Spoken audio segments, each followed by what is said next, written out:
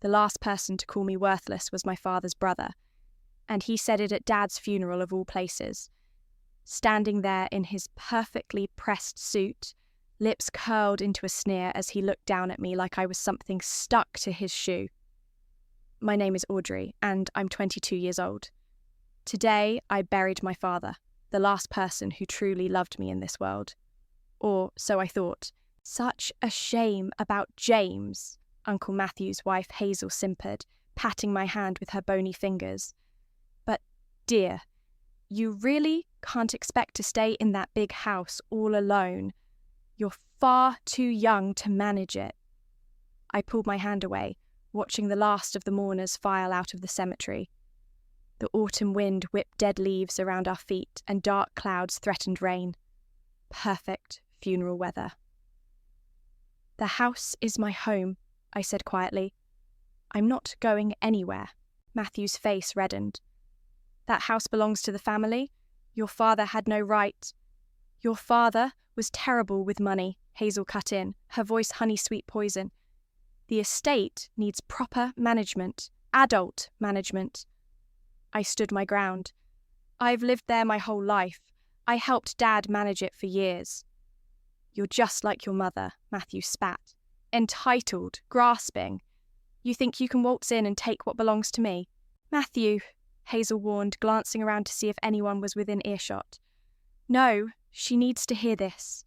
He grabbed my arm, fingers digging in. You're worthless, just like your mother was. Pack your things and be out by tomorrow, or I'll have you removed. I yanked free, stumbling backward. You can't do that. Watch me. He smiled, all teeth. Your father's dead. Who's going to stop me? I fled to my car, tears burning my eyes. But I didn't drive home right away. Instead, I went to the bank, where I had something to collect from my father's safety deposit box. That night, after hours of searching through Dad's study, I found what I needed in the old wall cult, safe behind his favourite painting. My hands trembled as I read the deed and the letter that came with it. My dear granddaughter Audrey, if you're reading this, both your father and I are gone. I knew this day might come, which is why I took precautions. The estate is yours, legally and rightfully. Don't let anyone tell you different. But be careful. There are secrets in this family, darker than you know. Your mother's death wasn't what they claimed. Trust Sophie. She knows. Love, Grandfather Eduardo. I read it 3 times, my heart pounding. Then I heard voices in the foyer. Matthew and Hazel letting themselves in like they already owned the place. We'll renovate everything, Hazel was saying. That girl can't possibly... That girl, I said, walking into the dining room, isn't going anywhere. They turned, startled. Matthew recovered first, laughing. You don't have a choice. I laid the deed on the table. The laughter died in his throat. Actually, I said, my voice steady despite my racing heart, I do. Grandfather left the estate to me. Legally, everything, the house, the grounds, all of it. Hazel snatched up the paper, her face going pale as she read. This isn't possible, she whispered. Get out of my house, I said quietly. Both of you. Matthew's face contorted with rage. He took a step toward me, fists clenched. I wouldn't, came a new voice. Sophie, our housekeeper, stood in the doorway. She'd worked here since before I was born. I've already called the police. They're on their way to escort you out. This isn't over, Matthew snarled, backing away. You have no idea what you're dealing with, little girl. No, I replied, thinking of my grandfather's letter, but I'm going to find out. They left, slamming the door so hard the chandelier rattled. Sophie put her arm around me as I finally let myself shake. Your grandfather was a smart man, she said softly. He knew this day would come. Sophie, I asked, what really happened to my mother? She hesitated, glancing at the door where Matthew and Hazel had just left. That's a dangerous question, dear. Are you sure you want to know the answer? Before I could respond, Headlights swept across the windows. A car was pulling up the drive. "Were you expecting anyone else tonight?" Sophie asked, frowning.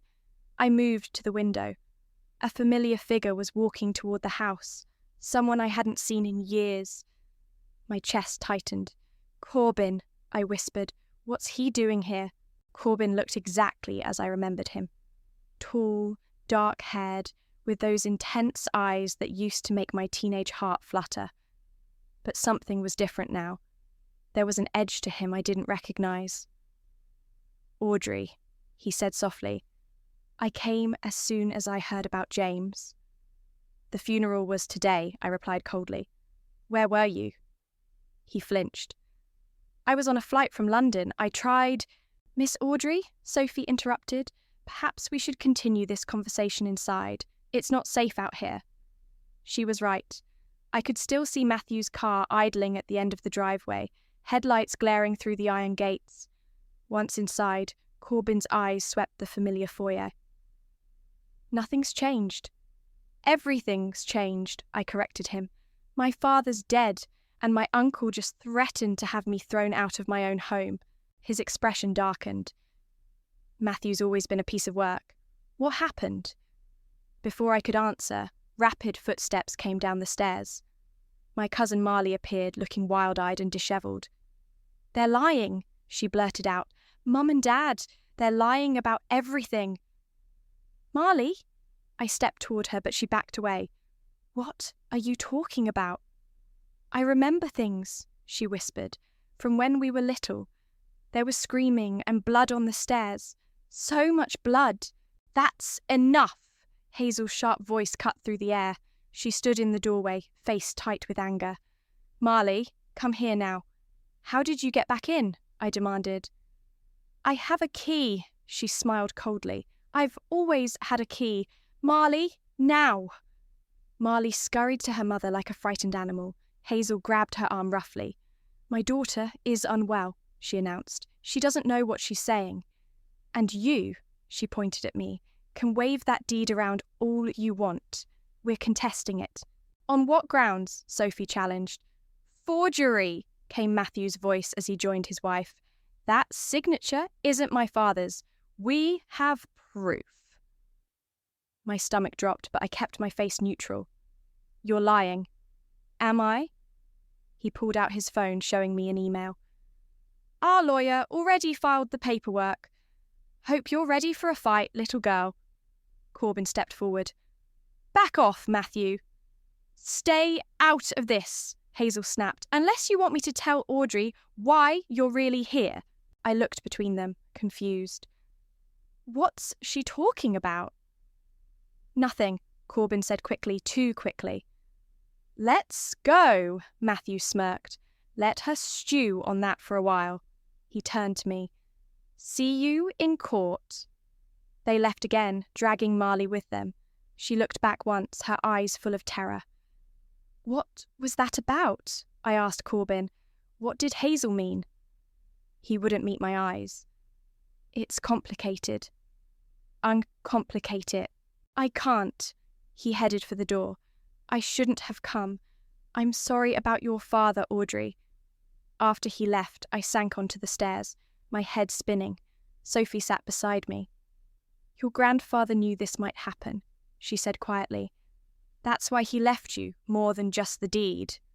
I looked up. "What do you mean?" She pulled an old key from her pocket. "There's a storage room in the East Wing, one that Matthew doesn't know about. Your grandfather kept records there.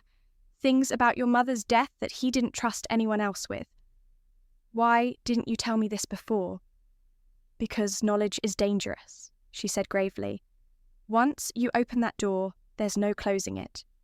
Are you ready for what you might find?" I thought about Marley's words, screaming and blood, about Hazel's threat to Corbin, about my mother, who I barely remembered except for her laugh and the smell of her perfume. "Show me," I said. Sophie led me through the dark house to a door I'd passed 1,000 times without noticing.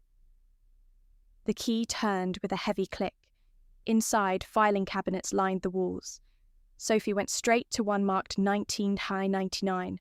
the year my mother died. "Start here," she said, pulling out a thick folder. "But be careful who you trust with what you learn. Even Corbin, especially Corbin. You know something about him, don't you?" She hesitated. "Let's just say he's been in Hazel's pocket before.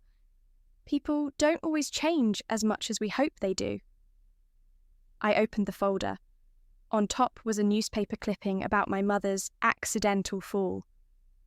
Underneath was a police report and a restraining order with my uncle's name on it. "Oh my God," I whispered.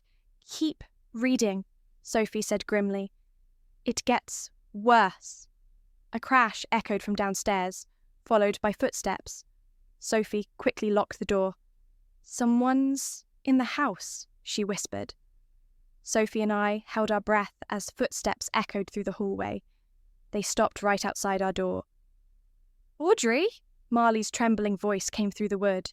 "Please, I need to talk to you. Alone." I glanced at Sophie, who shook her head frantically. But something in Marley's voice made me unlock the door anyway. My cousin stumbled in, mascara streaked down her face. "They're going to kill me," she sobbed, "like they killed your mom." "Slow down," I said, guiding her to a chair. "What do you mean?" "I heard them talking." Marley's hand shook as she pulled out her phone. "I recorded it. Listen." She pressed play. Matthew's voice filled the room.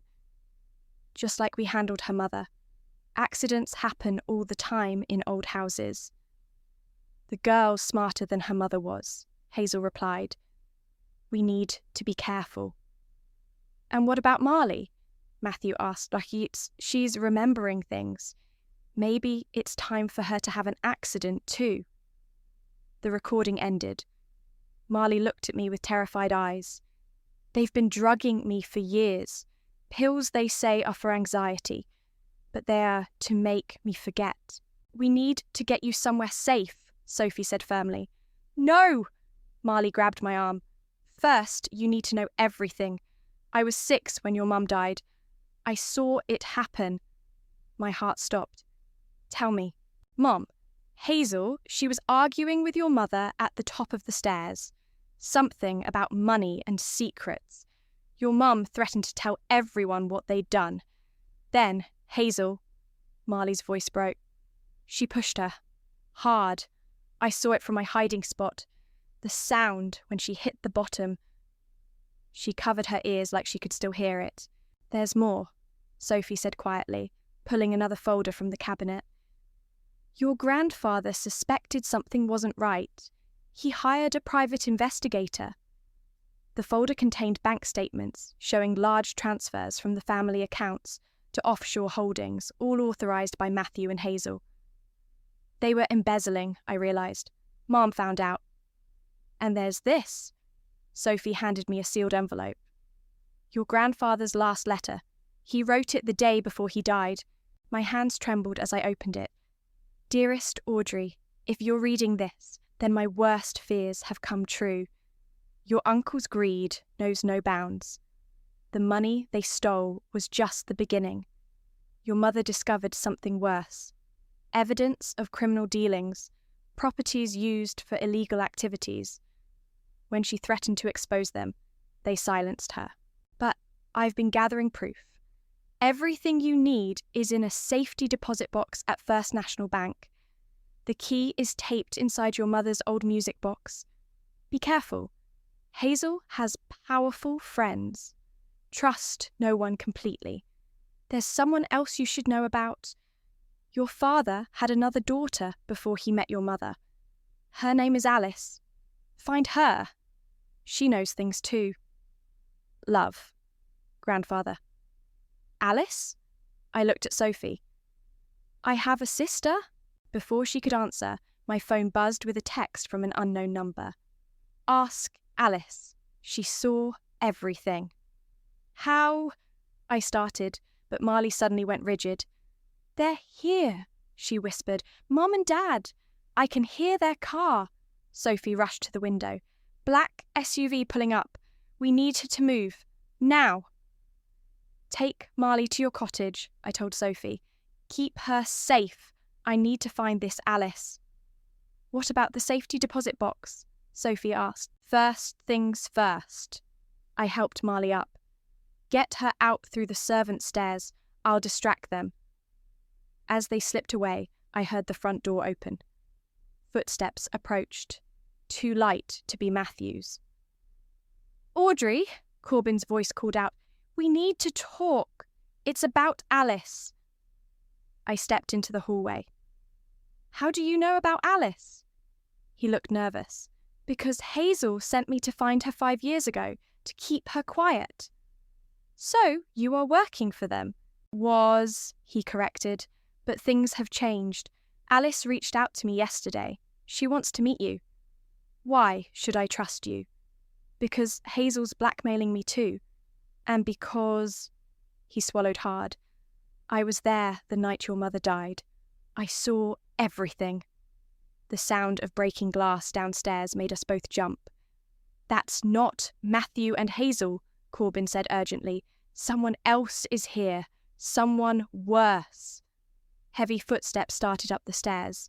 Corbin grabbed my hand and pulled me into the nearest room, my father's old study. He locked the door just as the footsteps reached our floor. Fire escape, he whispered, moving to the window. Wait! I ran to the desk and grabbed my grandfather's letters. Okay, now. We climbed down the metal stairs as quietly as possible. Above us, the study door splintered with a loud crack. My car's around back, Corbin said when we reached the ground. I'm not going anywhere with you until you tell me everything. Fine, but not here. He pointed to shadows moving in the upstairs windows. Those aren't Hazel's usual thugs. This is something bigger. A gunshot cracked through the night. We ran. 20 minutes later, we sat in a 24-hour diner on the outskirts of town. My hands shook as I wrapped them around a coffee mug. Talk, I demanded. Alice lives about an hour from here, Corbin said. She works at a women's shelter. When Hazel sent me to find her, I was supposed to offer her money to stay quiet. But she refused. Why didn't you tell me about her before? Because I was a coward. He looked down. Hazel has dirt on my family. She threatened to destroy them if I didn't help her. And now I'm done being her puppet. Alice called me yesterday, said she's ready to tell the truth, but only to you. My phone buzzed. A text from Sophie. Marley's safe. Men searched the house. They took files. We need to go, I said, standing. Now. Alice's shelter was a converted Victorian house with bars on the windows. A tall woman with my father's eyes opened the door. I wondered when you'd show up, she said, looking me over. You look like her, like Maria. Our father's dead, I said. I know. Come in. She led us to a small office cluttered with case files and children's drawings. A familiar music box sat on her desk. That's my mother's, I gasped. She gave it to me the week before she died. Alice picked it up. For safekeeping. Said if anything happened to her, I should wait for the right time to return it. The key, I whispered to the safety deposit box. She nodded. I know what's in that box, Audrey. Documents, photos, evidence of what they were really doing with those properties. Human trafficking, Corbin said quietly. That's what Hazel's been hiding all these years. Alice's face hardened. Young girls, brought in through their fake real estate companies. Your mother found out, tried to stop it. And you saw what happened, I said. I was staying late at the house that night. Heard arguing. Your mother had proof. Photos, documents. She threatened to go to the police. Alice's voice cracked.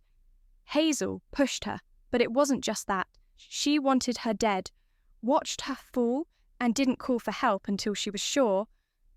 Why didn't you go to the police? I tried, but Hazel's network runs deep. Corrupt cops, judges, they buried it, threatened my family. She pulled out a USB drive, but I kept everything. Every scrap of evidence your mother gathered, it's all here. I'll take it to the FBI, I said. It's not that simple. Alice leaned forward. I'll testify, give them everything, on one condition: half the estate. What? That house belongs to both of us. I was his daughter too, remember? You get justice for your mother, I get what I deserve. That's the deal. Before I could respond, Corbin's phone chimed. His face went pale. Hazel knows you're here, he said. We need to leave. Now. Too late, Alice said, looking out the window. They're already here. Headlights flooded the room as 3 black SUVs pulled up outside. Back door, Alice ordered, grabbing the music box and USB. There's a tunnel in the basement, leads to the next building. We used it to help girls escape their traffickers. We ran downstairs as the front door burst open. Voices shouted above us. Audrey! Hazel's voice rang out. You really should have stayed out of this. The basement door was locked with a keypad. Alice punched in numbers as footsteps thundered down the stairs. Come on, Corbin urged. The lock clicked open just as the first gunshot exploded behind us. Inside! Alice shoved us through. The tunnel's straight ahead, don't stop. What about you? I asked. She pressed the music box and USB into my hands. I'll hold them off. Go. Alice, no. We're family, she said fiercely. This is what family does. Now run! The door slammed shut between us. Through it, I heard Alice's voice rise in challenge. Remember me, Hazel? Then more gunshots. Corbin pulled me into the darkness of the tunnel as my sister's scream echoed behind us. The tunnel seemed endless. We ran until my lungs burned, the sound of gunfire fading behind us. Finally, Corbin's flashlight beam hit a metal ladder. Up here, he whispered. We emerged in a storage room that smelled like coffee. Through a door, I could hear the quiet bustle of what sounded like a cafe. Where are we? The bean counter, Corbin said. Local coffee shop. Owners part of the shelter's underground network. A middle-aged woman with grey dreadlocks appeared. Alice called ahead. Said you might be coming through. I'm Rita. Is there a back way out? I asked. She nodded toward a service entrance. Cars waiting. One of our volunteers will drive you somewhere safe. We need to know if Alice... I couldn't finish the sentence. Rita's face softened. I'll make some calls. Now go. The volunteer turned out to be a quiet college student who asked no questions. She dropped us at a motel on the highway, paid for with cash. In our room, I finally opened the music box. The key was there, along with a note in my mother's handwriting. For my daughters, when the truth comes out. We can't go to the bank yet, Corbin said. They'll be watching. Then we'll make them watch something else. I pulled out my phone and called Sophie. Thank God, she answered as, Are you safe? For now. How's Marley? Terrified, but talking. She remembers everything now that she's off their pills. She wants to go to the police. Not yet. I have a plan. But I need you to do something first. The next morning, Sophie posted on the community Facebook page, Estate sale at the Chavez mansion. Everything must go. Starting today. It worked exactly as I hoped. Within an hour, Hazel stormed through the front gates, finding Sophie calmly directing workers to carry out antiques. What do you think you're doing? Hazel screeched. Following Miss Audrey's instructions, Sophie replied smoothly. Since the estate's ownership is in dispute, she's liquidating assets. You can't do this. Actually, she can, said a new voice. My father's lawyer, Benjamin, walked up the drive. As the current deed holder, she has every right to sell the contents. Where is she? Hazel demanded. Right here. Everyone turned. I stood at the top of the stairs, the same stairs when my mother died. Marley was beside me, phone raised. Say it again, Mother, Marley called out. Tell everyone what you did. Hazel's face went white. Marley, come here now. No, I'm done being scared of you. Done taking your pills. I remember everything. You're confused, sweetheart. The medication helps me forget. Marley's voice shook. Like how you helped Audrey's mom forget by pushing her down these stairs? A crowd was gathering now. Neighbours, potential buyers, all recording on their phones. You're all witnesses, I announced. My cousin is confessing that her mother murdered mine. You have no proof, Hazel snarled. Actually, I held up the USB drive. I have everything. Every document my mother collected about your trafficking ring. Every photo. Every transaction. Impossible. Alice had those files. Yes, I said coldly. She did. Understanding dawned on Hazel's face. You little... Police sirens wailed in the distance. That'll be the FBI, Benjamin said. I sent them everything this morning, including evidence of last night's shooting. Hazel turned to run, but found Sophie and 3 estate workers blocking her path. This isn't over, she spat. You're right, I agreed, because this was just phase 1. On cue, Corbin stepped out of the crowd. Hello, Hazel, ready for phase 2? You betrayed me? No, he said, I finally stopped betraying myself. FBI vehicles swarmed the drive. Agents poured out, weapons drawn. Hazel Chavez, one called out. You're under arrest for the murder of Maria Chavez, the attempted murder of Alice McGee, and human trafficking charges. As they led her away, Marley broke down sobbing. I held her while she shook. It's over, I whispered. Not quite, Corbin said grimly. Matthew's still out there, and he's got nothing left to lose. My phone buzzed with a text from an unknown number. You think you've won? Watch your back, little girl. I'm coming for what's mine. Let him come, I said, watching Hazel disappear into a police car. I'm not afraid anymore, but as I looked at the growing crowd of spectators, one face caught my attention. A man I'd never seen before staring at me with cold, calculating eyes. He nodded once, then vanished into the crowd. Corbin, I grabbed his arm. Who was that? He looked where I pointed and went pale. That's Victor, Hazel's boss, the one who runs everything. And now he knows who I am. No, Corbin said. Now he knows who we all are. The FBI put us in a safe house that night. Me, Marley, Sophie, and Corbin. 2 agents stood guard outside while we huddled in the living room, jumping at every sound. Tell me about Victor, I said to Corbin. He's a ghost, Corbin replied. No photos, no records, just whispers. He runs trafficking operations up and down the East Coast. Hazel was just his local manager. My phone rang. The hospital. Alice is out of surgery, the nurse said. She's asking for you. I need to go, I told the agents. Too dangerous, one replied. My sister took 3 bullets for me. I'm going. They relented, but insisted on an escort. At the hospital, Alice lay pale but alive. Tubes and monitors everywhere. Did you get it? She whispered. The evidence? Yes, Hazel's been arrested. Good. She tried to smile. Worth getting shot for. I'm so sorry. Don't. She gripped my hand. Listen carefully. In the music box, there's a false bottom. Another USB drive. The real one. My heart stopped. What? What Victor saw today was a decoy. The real files? They go so much higher. Judges, politicians, police chiefs, all part of his network. A nurse appeared. Miss, she needs rest.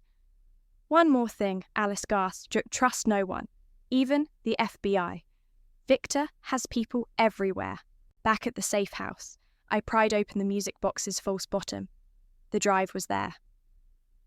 We need to look at these files now, Corbin said. No, I tucked the drive away. Alice said trust no one. That includes you. His face fell. After everything? You worked for them before. How do I know you're not still... A crash from upstairs cut me off. Marley screamed. We ran up to find her bathroom window shattered. A brick on the floor. Tied to it was a photo. my mother lying broken at the bottom of the stairs. Written across it, like mother, like daughter. Matthew, Sophie breathed. My phone buzzed with a text. Meet me alone at the house in 1 hour or Marley's next. Come to the study. You can't go, Corbin insisted.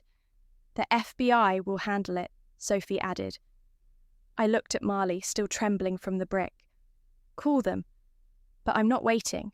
Before anyone could stop me, I slipped out the back door and hot-wired one of the agent's cars. 10 minutes later, I pulled up to the dark mansion. The front door was unlocked.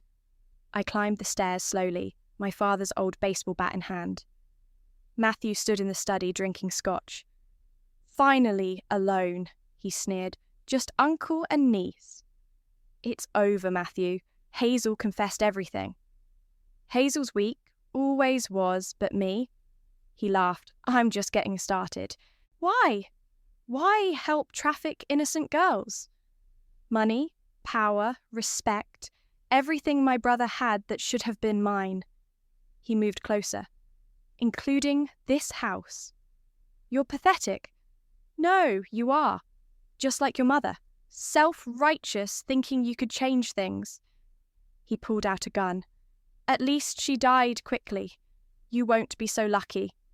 Drop it, Matthew. Corbin stood in the doorway, his own weapon raised. Matthew spun around. You! I swung the bat, catching him in the back of the knees.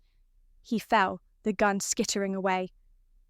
FBI's coming, Corbin said. It's done. Not quite. I picked up Matthew's gun. Tell me why you killed her, the real reason. Matthew spat blood. Because she found out the truth, that Victor is your real father. The world tilted. What? Your precious mother had an affair with him. When she threatened to expose everything, he ordered the hit. Hazel just followed orders. He laughed madly. You're Victor's daughter, his blood. That's why he's so interested in you now. Sirens wailed outside. He's lying, Corbin said. He has to be. But deep down, I knew, the way Victor had looked at me, my mother's desperate need to expose him. Audrey, Corbin stepped toward me. Give me the gun. Don't trust him, Matthew shouted. He's working for Victor too. Always has been. I looked at Corbin. Is it true? His silence was answer enough. Audrey, please. Get out, I whispered. Both of you, get out. Neither moved. Get out! They fed as FBI agents swarmed the house. I sank to the floor, clutching the gun and the USB drive, drowning in questions without answers. My phone buzzed one last time. Hello, daughter. Let's talk. The FBI interrogated me for hours, but I said nothing about the USB drive or Victor's message.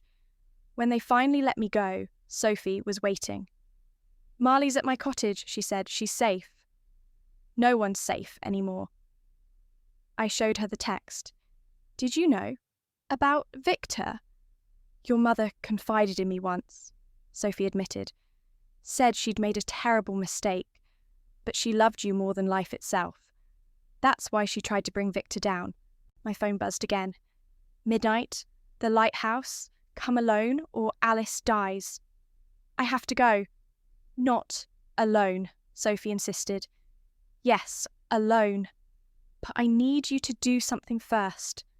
I handed her an envelope. If I'm not back by morning, send these files to every news outlet in the country. It's everything. The trafficking ring, the corrupt officials, all of it. Audrey, promise me. She took the envelope. Be careful. The lighthouse stood dark against the starlit sky. A figure waited at the top. Hello, Audrey. Victor's voice was surprisingly gentle. You look just like your mother. Don't talk about her. She was remarkable, fierce, like you. He stepped into the moonlight, tall, elegant, with my mother's eyes. My eyes. Where's Alice? Safe, for now. He smiled. We have much to discuss. Like how you had my mother killed. a regrettable necessity. She became unstable, threatened everything I'd built. By exposing your crimes? By exposing you. He moved closer. You were meant to be my heir, my legacy. Instead, she poisoned you against me before I even knew you existed. I'm nothing like you. No? That calculated revenge against Hazel? Pure poetry. You have my instincts. I want Alice released. Now. Of course. He pulled out his phone, but first, the real USB drive. How did you... Corbin told me. He's been quite useful over the years. Rage burned through me. He's dead if I see him again. There's that fire I love. Victor smiled. We could do amazing things together, daughter. The empire I've built could be yours. An empire built on suffering? Built on power. Something you clearly understand. He held out his hand. Join me. We can protect Alice, Marley, everyone you care about. All it takes is one simple choice. For a moment, I wavered. The power he offered was tempting. A chance to ensure no one could ever hurt my loved ones again. Then I thought of my mother. Of all the girls trafficked through his empire. You're right, I said. It is a simple choice. I pulled out my phone and pressed send. Victor's phone buzzed. He looked down, face darkening as he read. What did you do? Live streaming. Everything you just said went to every major news outlet and law enforcement agency in the country, plus a few 100,000 social media followers. Police sirens wailed in the distance. You foolish girl! He pulled out a gun. You're just like your mother after all. Yes, said a voice behind him. She is. Corbin stepped out of the shadows, weapon raised. You, Victor snarled, you betrayed me. No, I said. He followed my instructions perfectly. More figures emerged, FBI agents, all with guns trained on Victor. You were right about one thing, I told him. I am calculating. I knew you'd have moles in the FBI, so I fed Corbin false information, made him think he was still your loyal spy. While actually working for us, said Agent Roberts, stepping forward, gathering evidence against you for months. Victor laughed. You really think you can touch me? I own judges, politicians. Not anymore. I held up the real USB drive. These files went public an hour ago. Your entire network is exposed. His face contorted with rage. He raised his gun. 3 shots rang out. Victor staggered, looking surprised.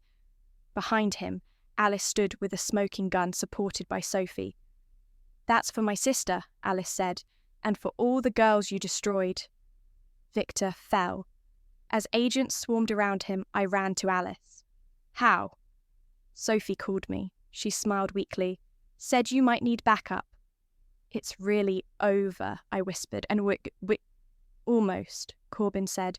Matthew's still missing. My phone buzzed one final time. A text from Sophie. Come home quick. You need to see this.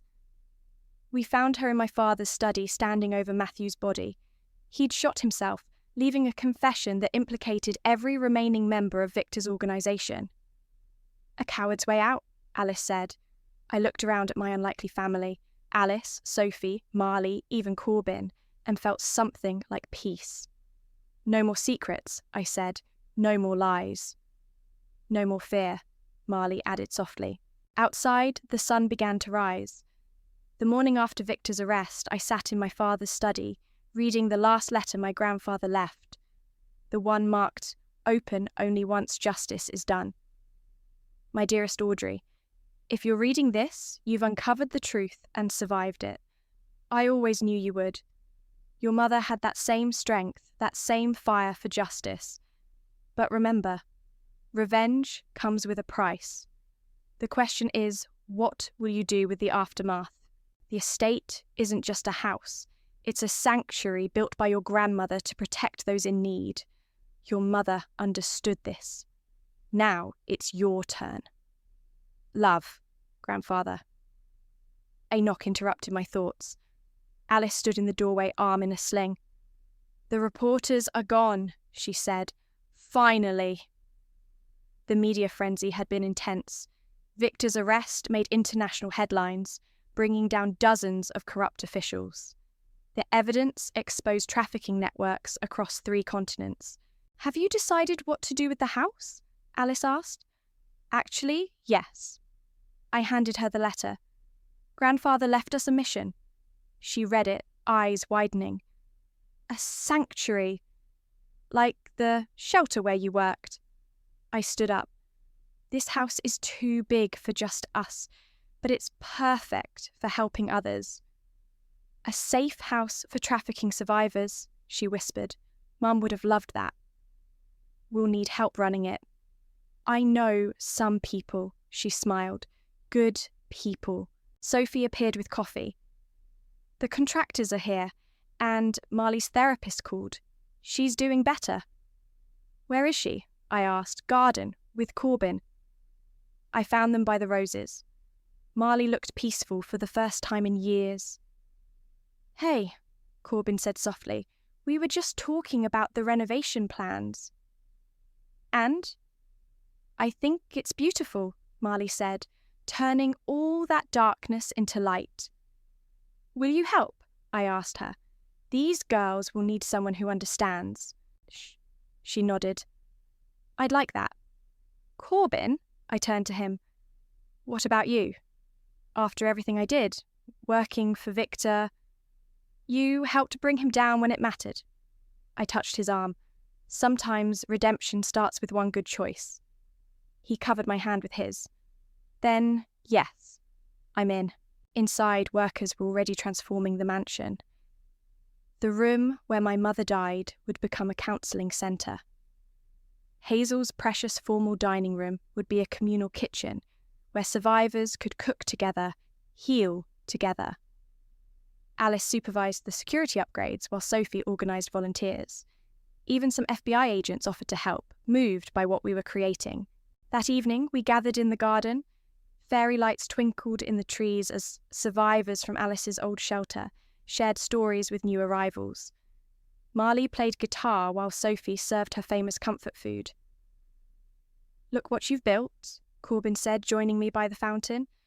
"What we've built," I corrected, "all of us." "Your mother would be proud." "I know." I pulled out her music box, empty now of secrets, ready for new memories. "It's strange. I started all this wanting revenge, but somewhere along the way, it became about healing instead." "Yes." I watched Marley laugh with one of the younger girls. "Maybe that's the best revenge, taking their darkness and turning it into light." A car pulled up. Agent Roberts stepped out with a teenage girl, recently rescued from Victor's network. "Room for one more?" he asked. "Always," Alice called, already moving to welcome her. I wound up the music box. The familiar melody floated through the garden, mixing with laughter and conversation. No more screams in the night. No more secrets poisoning these walls. "What happens now?" Corbin asked. "Now?" I smiled. "We keep going, keep helping, keep healing." "Together?" I took his hand. Together. Inside the house, a girl who'd arrived terrified last week was showing a newcomer around.